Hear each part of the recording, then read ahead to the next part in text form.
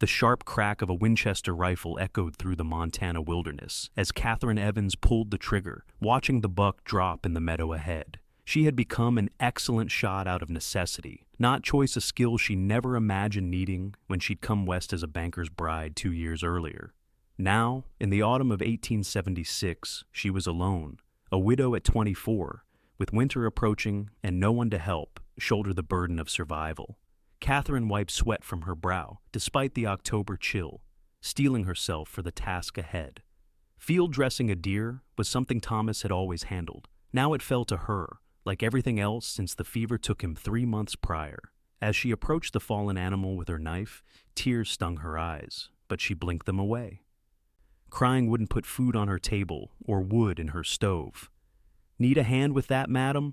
The deep voice startled Katherine so badly she nearly dropped her knife, spinning to face a tall figure silhouetted against the setting sun.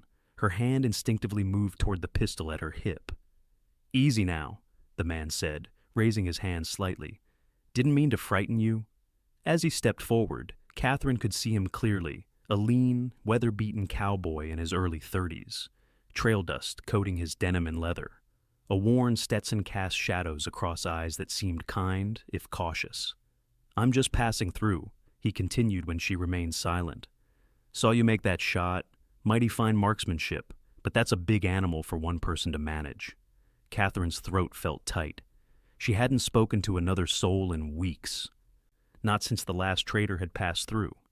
"I can manage," she said, her voice sounding rusty even to her own ears. The stranger nodded.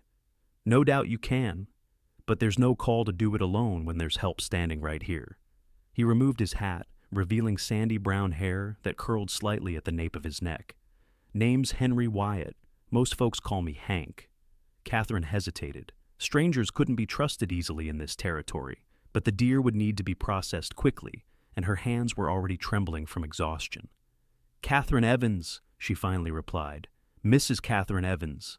Something flickered in Henry's eyes, recognition of what her emphasis meant, but he simply nodded and approached the deer.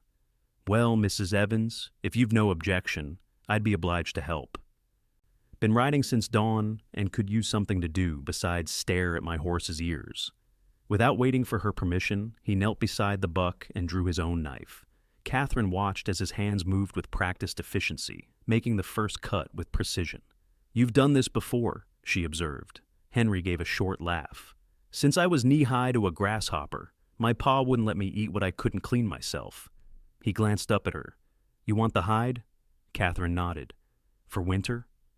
They worked in silence for a while, Henry taking on the bulk of the task while Katherine assisted.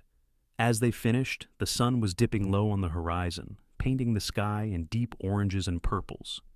"Your place nearby?" Henry asked, wiping his knife clean on a patch of grass. Katherine pointed toward a rise about a quarter-mile away. "Just over that ridge. I'd be happy to help you get this meat back." She wanted to refuse, to prove she didn't need assistance, but practicality won out. "Thank you," she said stiffly. Henry hoisted the majority of the dressed meat onto his shoulder while Katherine gathered the rest. They walked in silence until her small homestead came into view, a modest cabin with a barn and corral, smoke curling from the stone chimney where she'd banked the morning fire.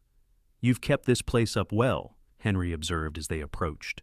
It wasn't empty flattery. The cabin was well maintained, the split-rail fence intact, the small garden plot carefully tended despite the season. "It was my husband's pride," Katherine said quietly, the first mention of Thomas since they had met. "I try to honor that." Henry nodded but said nothing more as they entered the yard. A chicken coop stood to one side, and several hens pecked lazily in the dirt. A milk cow lowed softly from the small barn. "You can hang the meat in the shed around back," Katherine instructed, suddenly uncomfortable with having a stranger so close to her home. "There's a smoking rack there." Henry did as asked, efficiently hanging the meat while Katherine stoked the fire inside the cabin and put water on to boil. When he returned, he remained respectfully on the porch, hat in hand. "That should see you through a good while," he said. "Fine animal." Katherine stood in the doorway, uncertainty written across her features. The proper thing would be to offer him supper for his help. but the thought of company after so many months alone was almost overwhelming. "Would you care for some coffee before you ride on, Mr. Wyatt?" she finally asked, a compromise between hospitality and caution. Henry's weathered face softened slightly. "That's kind of you, madam. Coffee would be welcome." Katherine stepped aside to let him enter the cabin. It was a simple space, one main room, with a stone fireplace, a table with 4 chairs, a small bed in the corner behind a partial screen, and cooking implements hanging neatly from hooks. Everything was meticulously clean and organized. Henry removed his hat and coat, hanging them by the door before taking a seat at the table. Katherine busied herself with the coffee pot, grateful for something to do with her hands. "You heading somewhere in particular?" she asked, breaking the silence. "South for winter. I've been working cattle up in Montana Territory, but the outfit's cutting back for the cold months." Henry ran a hand through his hair. "Thought I might try my luck in Colorado." Katherine nodded, placing a steaming cup before him. "There's work to be had there, I hear." "So they say." Henry sipped the coffee appreciatively. "This is mighty fine, madam. Thank you." They fell into silence again, but it was less strained now. Katherine found herself studying his face when he wasn't looking. The lines around his eyes that spoke of squinting against sun and wind, the scar on his chin that told of some past violence, the steadiness of his hands that suggested reliability. "Your husband," Henry finally said carefully. "Has he been gone long?" Katherine's fingers tightened around her cup. 3 months. Fever took him quickly." She swallowed hard. "We came out here 2 years ago. He was to manage the bank in Millerville, about 20 miles east." Henry frowned. "You're a fair piece from town." Thomas loved the land. Katherine's gaze drifted to the window, where twilight was gathering. "Said a man couldn't breathe proper in town. He rode in daily to the bank." Her voice dropped. "When he fell ill, we couldn't get a doctor out in time." Henry was quiet for a moment. "And you've been here alone since?" Katherine lifted her chin slightly. "I have." "That's a heavy burden for anyone, Mrs. Evans." Something about his simple acknowledgement threatened to crack the careful wall she'd built around her grief. She stood abruptly, taking his empty cup. "It's getting dark, Mr. Wyatt. You should be on your way if you aim to make any progress before nightfall." Henry rose slowly. "Actually, madam, I was hoping I might impose on your hospitality a bit further." When Katherine stiffened, he quickly added, "Just your barn for the night. My horse could use the rest, and sleeping under a roof, even a barn roof, would be a welcome change from the ground." Katherine hesitated. It wasn't uncommon for travelers to request such accommodations, and Thomas had never turned anyone away from the barn. "The barn would be acceptable," she said finally. "There's fresh hay in the loft." Relief crossed Henry's face. "I'm much obliged." He reached for his hat and coat. "I'll see to my horse and stay out of your way." After he left, Katherine stood in the center of her cabin, oddly unsettled. The space that had been her entire world for months suddenly felt different, with the knowledge that another person was just yards away in the barn. She moved mechanically through her evening routine, checking the stew she'd left simmering, banking the fire for the night, changing behind the screen into her nightdress. But sleep eluded her. The wind picked up outside, whistling through the eaves, and Katherine found herself wondering if the barn was warm enough. Henry Wyatt had helped her considerably today, saving her hours of difficult work. The proper thing would be to offer him a proper meal. Before she could second-guess herself, Katherine lit a lantern, pulled on her coat over her nightdress, and stepped into her boots. The night air bit at her cheeks as she crossed the yard to the barn, the lantern casting dancing shadows. The barn door creaked as she pushed it open. "Mr. Wyatt," she called softly. She found him in the stall beside his horse, spreading his bedroll atop some hay. He looked up, surprise evident on his face. "Mrs. Evans? Is something wrong?" "No," she said, suddenly feeling foolish. There's stew on the stove. It seems wasteful for you to go hungry when there's plenty." Henry studied her face for a moment before nodding. "That's very kind. Let me just finish seeing to my horse." Katherine waited as he checked the animal's water and feed once more before following her back to the cabin. The awkwardness returned as they entered the small space together, but Katherine busied herself ladling stew into a bowl for him. "Please," she said, gesturing to the table. Henry washed his hands in the basin by the door before sitting. "Smells wonderful," he said, genuine appreciation in his voice as she placed the bowl before him. Katherine sat across from him, with her own small portion, watching as he ate with the careful manners of a man who knew better but had been too long on the trail. "This is the best meal I've had in months," Henry said after a few bites. "It's just rabbit stew." "Made with care," he countered. "That makes all the difference." They ate in companionable silence for a while before Henry spoke again. "If you don't mind my asking, do you plan to stay here through winter?" The question caught Katherine off guard. "Where else would I go? Back east, perhaps? To family?" Katherine shook her head. "There's no one left. My parents passed years ago, and I was an only child. Thomas was all I had." She pushed her stew around with her spoon. "His family never approved of him marrying beneath his station, as his mother put it. They wouldn't welcome me now." Henry's brow furrowed. "Winters are harsh here for someone alone." "I'm aware," Katherine said, a defensive edge creeping into her voice. "I've prepared as best I can." "I didn't mean to imply otherwise," Henry said gently. It's a lot for one person." Katherine set down her spoon. "What choice do I have? This land is all I have left of him, of the life we built." Henry nodded slowly. "I understand that." Something in his tone made Katherine look at him more closely. "You've lost someone, too." It wasn't a question, but Henry answered anyway. "My wife and daughter, 7 years ago now. Cholera swept through our town in Kansas." Katherine's heart constricted. "I'm sorry. That's why I took to the trail," Henry continued, his gaze fixed on something distant. "Couldn't bear to stay in the house we'd built together. Couldn't stand the silence where my daughter's laughter should have been." He looked back at Katherine. "But running doesn't heal the wound, just gives you new scenery to hurt in." The simple truth of his words struck Katherine deeply. For months she'd been existing, not living, going through the motions necessary for survival, while her grief remained raw and untouched. "Does it ever stop hurting?" she asked quietly. Henry was silent for a long moment. "Not entirely," he finally said. "But eventually, you find you can carry it better. The weight doesn't disappear, but your strength grows around it." A log shifted in the fire, sending up a shower of sparks. Katherine found herself blinking back tears. "Forgive me," Henry said, noticing her distress. "I've spoken out of turn." "No," Katherine said, drawing a deep breath. "No, it's refreshing to hear someone speak truthfully about it.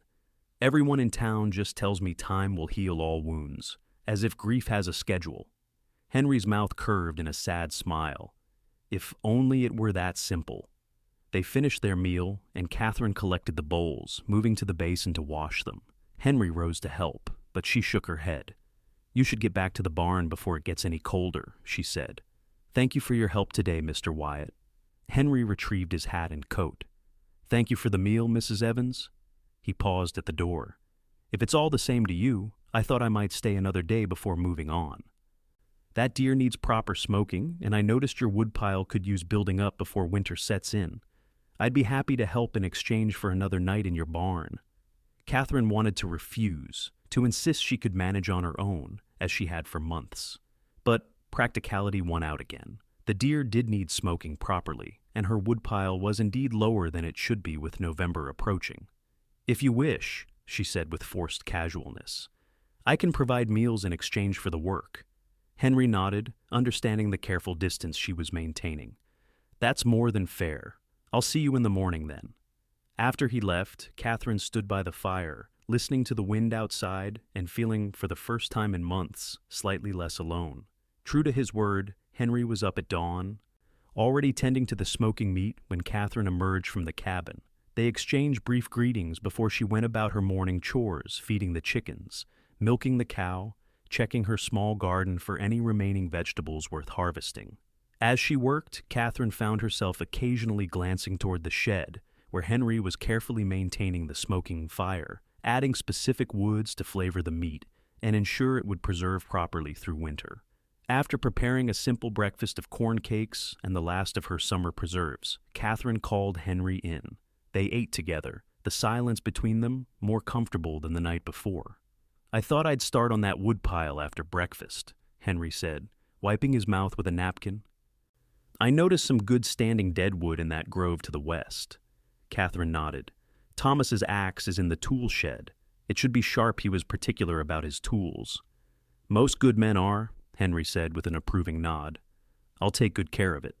Throughout the day, Katherine found herself increasingly aware of Henry's presence on her property. The rhythmic sound of the axe striking wood carried clearly in the crisp autumn air. Occasionally she would glimpse him through the windows, his sleeves rolled up despite the chill, his movements efficient and practiced as he split log after log. By mid-afternoon, the woodpile had grown impressively. Katherine brought out a jug of water and found Henry stacking the split wood with the same care he might have used in his own yard. "You didn't need to stack it so neatly," she said, offering him the water. Henry drank deeply before answering. "Proper stacking helps it dry better and keeps it from rotting if snow gets to it." He glanced at the pile. "Should get you through most of winter, especially with what you already had." Katherine felt a surge of gratitude. "Thank you.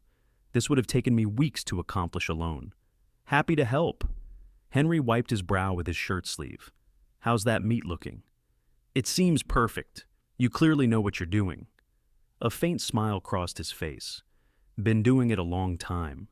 As evening approached, Henry chopped kindling for Katherine's stove and fireplace while she prepared a more substantial dinner than the previous night cornbread, beans flavored with a piece of the fresh venison, and the last of her stored potatoes. They ate together by the firelight, the atmosphere between them shifting subtly. Katherine found herself asking about his travels, and Henry shared stories of the places he'd seen since leaving Kansas, the towering mountains of Colorado, the vast plains of Nebraska, the growing cities, and the wild places in between. "You've seen more of this country than most," Katherine observed as she poured him more coffee. "That's the blessing and curse of having no roots," Henry replied. "You can go anywhere, but you belong nowhere." The words hung between them as the fire crackled. Outside, the wind had picked up again, rattling the shutters. "Will you really go to Colorado?" Katherine asked. Henry shrugged slightly. "It's as good a direction as any.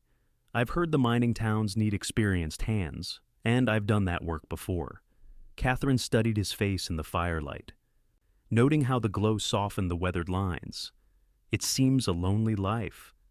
"It can be," Henry acknowledged, "but I've grown accustomed to it." He hesitated before adding, "Not everyone is meant to put down roots." "I thought I would never leave Boston," Katherine said, surprising herself with the admission. "Then I met Thomas, and suddenly Montana didn't seem so distant or wild." She looked around the cabin. "Now, I can't imagine being anywhere else, even if I'm alone here." Henry's gaze was thoughtful. "Your husband built a good life here. I can see why you'd want to honor that." "It's more than that," Katherine said slowly, working through feelings she hadn't articulated before. "This place, it's become part of me now. The mountains, the seasons, even the hardships. I'm different here than I was in Boston." "Stronger," Henry observed quietly. Katherine met his eyes. "Perhaps. Though some days, I don't feel strong at all." "Those are often the days we're strongest without knowing it," Henry said. "Just continuing on takes courage." The simple validation in his words brought an unexpected lump to Katherine's throat. For months, she'd questioned her decision to stay, wondered if she was being foolish or merely stubborn. Yet this stranger seemed to understand her choice without judgment. "It's getting late," she said, rising to clear the dishes. "And that storm sounds like it's coming in strong." Henry stood to help her. "I should get out to the barn before it hits fully." They worked side by side, cleaning up, moving in a surprisingly comfortable rhythm. As Henry reached for his coat, a particularly violent gust rattled the entire cabin. Katherine frowned. "That doesn't sound good." Henry opened the door a crack, and they both saw the snow that had begun to fall thick, heavy flakes driven sideways by the wind. "Early storm," Henry said, concern evident in his voice. "Might be a bad one." Katherine bit her lip. "The barn roof has a weak spot on the north side. Thomas meant to fix it before." She trailed off. "You shouldn't stay out there tonight." Henry looked at her carefully. "I'll be fine, Mrs. Evans. I've weathered worse." "Don't be foolish," Katherine said firmly. "You can take the floor here by the fire. It would be poor repayment for your help to let you freeze in my barn." After a moment's hesitation, Henry nodded. "Thank you. Let me just check on my horse first and bring in more wood." While he was gone, Katherine hastily arranged blankets and her spare pillow near the hearth, maintaining a respectful distance from her own bed behind the screen. The arrangement was improper by any social standard, but survival in the territories often demanded practicality over propriety. When Henry returned, snow dusting his shoulders and hat, he brought in an armload of wood and carefully removed his boots and coat by the door. "Storm's setting in hard," he reported. "Sky looks angry." Katherine nodded, stoking the fire higher. "Montana storms can be fierce, especially the early ones. Sometimes they blow through quickly, though." Henry arranged his bedroll atop the blankets Katherine had laid out. "I appreciate your hospitality, Mrs. Evans. I'll be gone at first light, weather permitting." They settled into an oddly domestic routine, Katherine behind her screen, changing for the night, while Henry banked the fire properly and arranged his few possessions neatly beside his makeshift bed. "Good night, Mr. Wyatt," Katherine said softly, blowing out her candle. "Good night, Mrs. Evans," came the reply, his deep voice somehow comforting in the darkness as the storm howled outside. Katherine lay awake, listening to the unfamiliar sound of another person's breathing in her cabin. It had been so long since she'd shared space with anyone. The realization of how profoundly lonely she had been struck her with unexpected force. She must have eventually drifted off, because she woke suddenly in the darkest part of night, confused by the sound that had disturbed her. Then she heard it again. Henry. Murmuring in his sleep, distress evident in his voice. Katherine sat up, peering around the screen. In the dim glow of the banked fire, she could see him shifting restlessly, caught in what appeared to be a nightmare. Without thinking, she slipped from her bed and approached, kneeling beside him. "Mr. Wyatt," she said softly.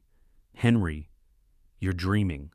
He woke with a start, momentarily disoriented, his hand reflexively moving to where a weapon might be. "You're safe," Katherine assured him quickly.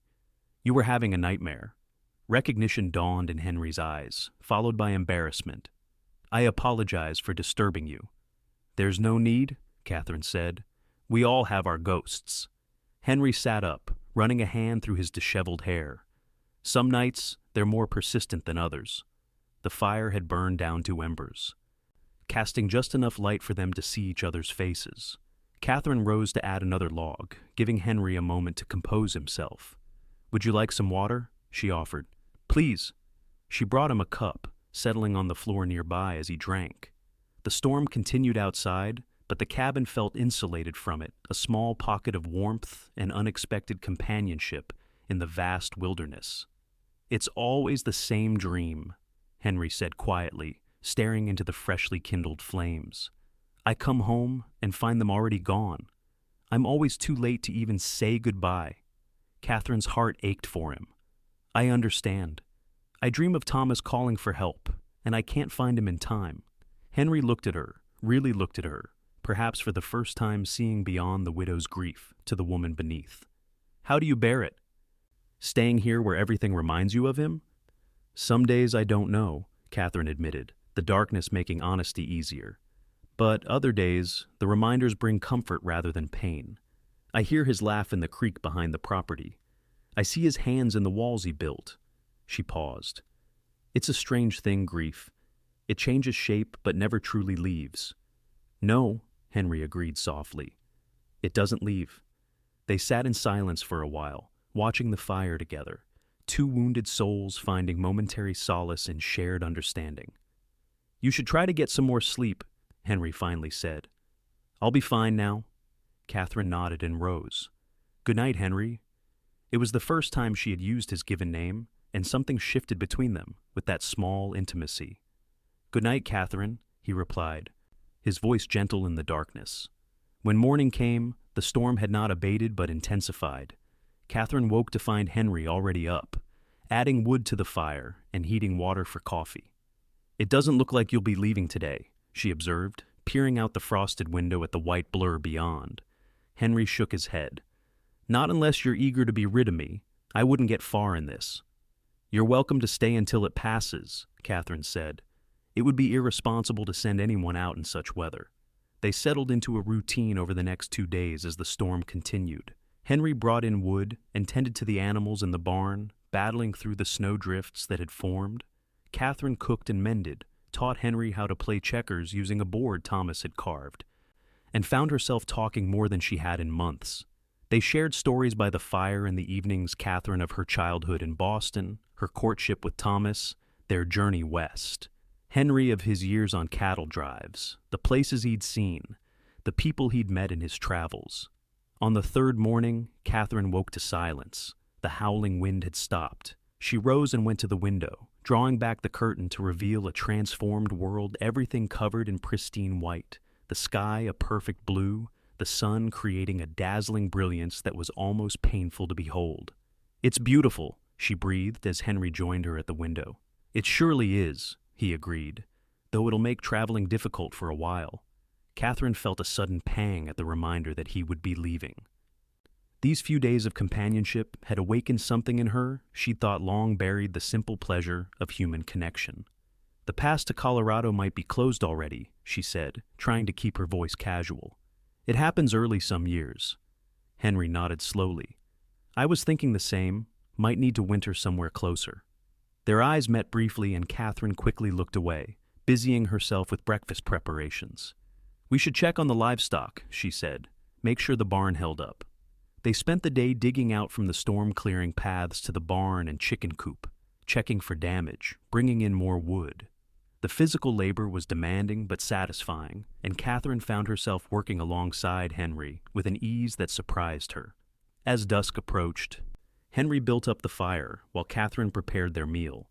They had settled into domestic patterns without discussion, he automatically filling the water bucket when it got low, she hanging his coat by the fire to dry when he came in from outside. "The meat is smoking perfectly," Henry commented as they ate. "Should last you well into spring if properly stored." Katherine nodded. "Thank you. I wouldn't have managed it so well on my own." "You'd have figured it out," Henry said with quiet confidence. "You're remarkably capable, Katherine." The compliment warmed her. "Necessity is a stern teacher." "That it is." Henry hesitated before continuing. "I've been thinking, the winter's setting in hard and early. There'll be work to do here, keeping paths clear, maintaining the barn, hunting when possible." Katherine set down her fork. "What are you suggesting?" "I could winter here," Henry said carefully. "Not in the house, of course. The barn would be fine once I patch that roof. I could help with the heavy work, maybe make some improvements Thomas planned, in exchange for meals and shelter." He met her gaze steadily. "No strings attached. Come spring, I'd move on as planned." The proposition hung between them. Katherine knew what the proper answer should be, a firm refusal of such an improper arrangement. But practicality whispered that having help through the winter might mean the difference between survival and disaster. "People would talk," she said finally. Henry shrugged. "Only if they know. And out here, who's to know until spring?" "I would know," Katherine countered. "And you." "Yes," Henry acknowledged. "But I think we both understand where things stand. I'm offering help, nothing more." Katherine studied his face, searching for any hint of deception or ulterior motive. She found only straightforward honesty and perhaps a touch of loneliness that mirrored her own. "Let me think on it," she said at last. Henry nodded. "Of course." They finished their meal in thoughtful silence. After cleaning up, Henry took his usual place by the fire, while Katherine sat in her rocking chair with her mending. "Tell me about your daughter," Katherine said suddenly, surprising herself with the request. Henry looked startled, then pensive. "Her name was Emily," he said after a moment. "She had her mother's eyes and my stubbornness." A small smile touched his lips. "She was 7 when we lost her." Already reading better than half the adults in town. "She sounds wonderful." She was. Henry's fingers traced a pattern on the arm of his chair. "Sarah. My wife used to say Emily had an old soul, always asking questions no one could answer." Katherine set aside her mending. "And Sarah, what was she like?" "Kind," Henry said immediately. "Kinder than anyone had a right to be. Smart, too. Could do sums in her head faster than I could write them down." His voice grew softer. "She loved wildflowers, Used to press them in books all summer so we'd have color in the house through winter. The tenderness in his voice made Catherine's throat tighten. You loved them very much. They were my whole world. Henry looked at her directly. Just as Thomas was yours, I imagine. Catherine nodded, unexpected tears pricking at her eyes. He was so full of dreams, always planning improvements for the homestead, talking about the children we would have. She blinked rapidly. We tried, but it never happened. Now I wonder if that's a blessing. I can't imagine raising a child alone out here. You would have found a way, Henry said. That's what we do when there's no other choice. They fell into comfortable silence, the fire crackling between them. Catherine found herself studying Henry's profile in the firelight. There was a steadiness to him that reminded her of Thomas, but also something different, a quiet resilience forged through deeper suffering. I've decided, she said suddenly. You can stay through winter. Henry looked up, surprise evident on his face. Are you certain? Catherine nodded. The barn will need reinforcing if you're to live there comfortably. We can start tomorrow. Thank you, Henry said simply. I'll earn my keep, I promise you that. I know you will. Catherine rose, signaling the end of the conversation. Good night, Henry. Good night, Catherine.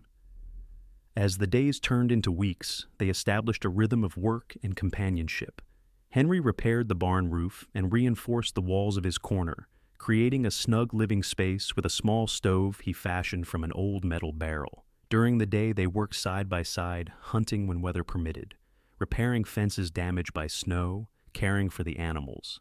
In the evenings, they shared meals in Catherine's cabin, talking late into the night before Henry returned to his quarters in the barn. Their conversations ranged widely from practical matters of homestead management to deeper discussions of books they'd read, places they'd seen, beliefs they held. December arrived with more snow and bitter cold. Catherine found herself watching the path from the barn to the house each morning, feeling a flutter of anticipation when Henry appeared, stomping snow from his boots before entering. One evening, as they sat by the fire after dinner, Henry surprised her by pulling a small package from his coat pocket. I've been working on something, he said almost shyly. For Christmas, though it's still a couple weeks away. Catherine took the carefully wrapped bundle, oddly touched by the gesture. Unwrapping it, she found a beautifully carved wooden box with a hinged lid, decorated with intricate patterns of leaves and vines. Henry, she breathed, running her fingers over the smooth surface. It's beautiful. Thomas had some fine woodworking tools in the shed, Henry explained. I hope you don't mind that I used them. Of course not. Catherine opened the box to find it lined with soft fabric. What is this material? Cut it from the inside of my old coat, Henry admitted. Thought it might make a nice jewelry box. Every lady should have something pretty, even out here. Catherine felt a lump forming in her throat. It had been so long since anyone had given her a gift, especially one made with such care. Thank you, she managed. I'll treasure it. Henry looked pleased but embarrassed by her reaction. It's nothing fancy. It's perfect, she insisted, closing the box carefully and setting it on the table beside her. That night, after Henry returned to the barn, Catherine sat alone by the dying fire, the wooden box in her lap. She ran her fingers over the carvings, thinking about the man who had made it a man, who had lost everything yet still found it in himself to create something beautiful for someone else. For the first time, she allowed herself to acknowledge what had been growing between them over these weeks, a connection that went beyond gratitude or convenience. Henry Wyatt had become important to her in ways she hadn't thought possible again. The realization frightened her. To care for someone was to risk loss, and Catherine wasn't sure her heart could survive being broken a second time. Yet the alternative, sending Henry away come spring, returning to her solitary existence, seemed suddenly unbearable. Christmas Eve arrived with clear skies and bitter cold. Henry spent the morning hunting and returned triumphantly with a wild turkey for their holiday dinner. Together, they prepared the feast roast turkey, cornbread stuffing, preserved vegetables from Catherine's cellar stores, and a precious bit of dried fruit soaked in the last of Thomas's brandy for a simple pudding. Catherine had decorated the cabin with pine boughs, their fresh scent filling the small space. She'd even found candles saved for special occasions, placing them around the room to cast a warm glow as evening fell. Henry arrived from the barn dressed in his cleanest clothes, his hair still damp from washing with melted snow. He stopped in the doorway, taking in the transformed cabin. "It looks like Christmas," he said softly, genuine wonder in his voice. Katherine smiled, pleased by his reaction. "It's not much, but it's perfect," Henry said, echoing her words about his gift. They shared the holiday meal at the table Katherine had carefully set, with her best linens, the ones that had been a wedding gift, used only for special occasions. The food was delicious, but it was the company that made the evening special. After dinner, they sat by the fire, Henry entertaining Katherine with stories of Christmases on cattle drives, cowboys singing carols under starlit skies, makeshift gifts exchanged around campfires, the camaraderie that made even the trail feel like home for a night. "I have something for you," Katherine said when he finished, rising to retrieve a package from behind her bed screen. "It isn't much." Henry unwrapped the gift to find a hand-knitted scarf in deep blue wool.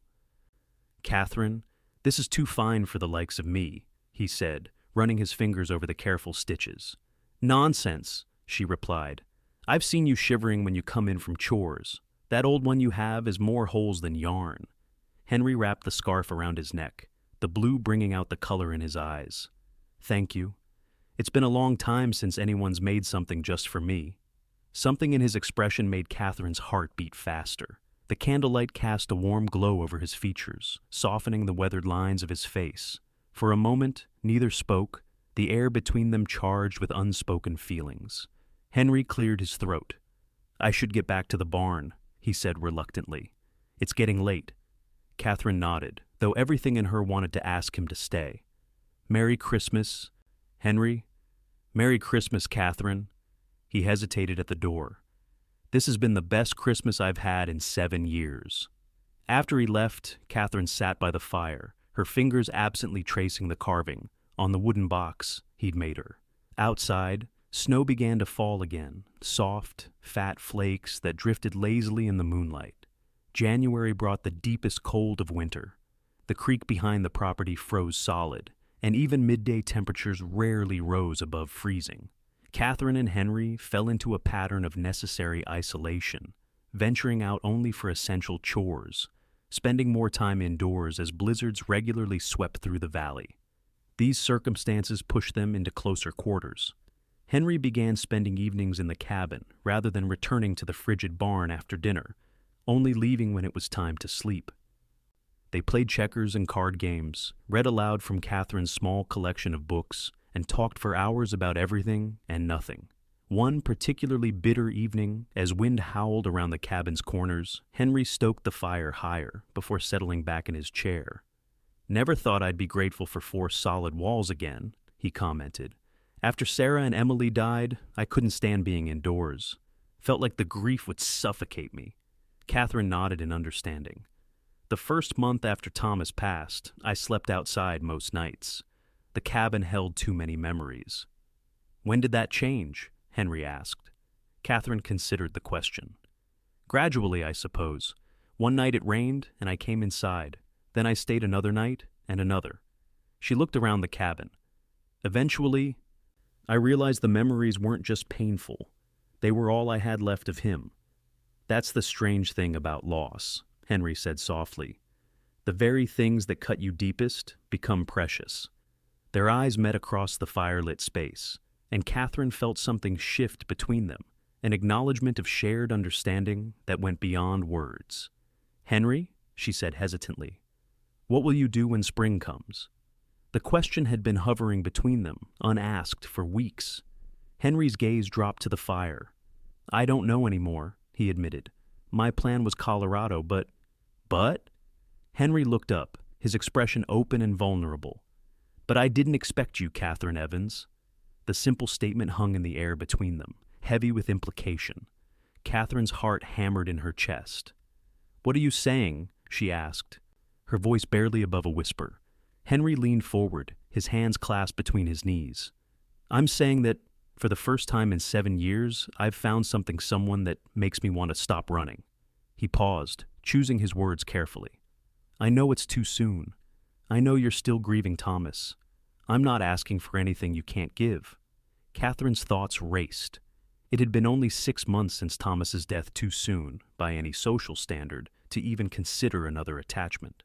Yet, in frontier life, practical considerations often outweighed convention. More importantly, what she felt for Henry wasn't merely practical. Over these months, he had become essential to her in ways that went beyond his help with the homestead. "I don't know what to say," she finally admitted. Henry nodded, accepting her uncertainty. "You don't need to say anything. I just wanted you to know that when spring comes, I don't have to leave, not if you want me to stay." He rose then, reaching for his coat. "I should get back to the barn. Think on it, Catherine. There's no rush." After he left, Catherine sat motionless, her mind in turmoil. Was it possible to love 2 men in one lifetime? Was what she felt for Henry truly love, or just gratitude and companionship born of isolation? Thomas had been her whole world, her first love, her husband, her partner in building this life. The thought of opening her heart to someone else felt both frightening and disloyal. Yet Henry was not asking her to forget Thomas or replace him. He understood grief in ways few others could, having walked the same painful path himself. Catherine moved to the window, gazing out at the moonlit snow and the dark shape of the barn where Henry now lay. The thought of him leaving in spring created an ache that answered her questions more clearly than any reasoning could. February brought a brief thaw, temperatures rising enough to melt some snow before winter reasserted its grip. Catherine and Henry took advantage of the milder weather to check fence lines and hunting grounds farther from the homestead. They were returning from such an expedition when they spotted smoke rising from the cabin chimney, more smoke than should have been there from the banked fire Catherine had left. Henry immediately pushed Catherine behind him, drawing his revolver. "Stay back," he whispered. "Could be trouble." They approached cautiously, circling to come at the cabin from the barn side. As they drew closer, they could hear voices inside, men's voices, loud and unconcerned about being overheard. "Looters," Henry murmured. "Probably thought the place was abandoned after that last storm covered the trails." Catherine's hand tightened on her rifle. "That's my home," she said, anger replacing fear. Henry assessed the situation quickly. 2 horses at the rail, probably 2 men, maybe 3.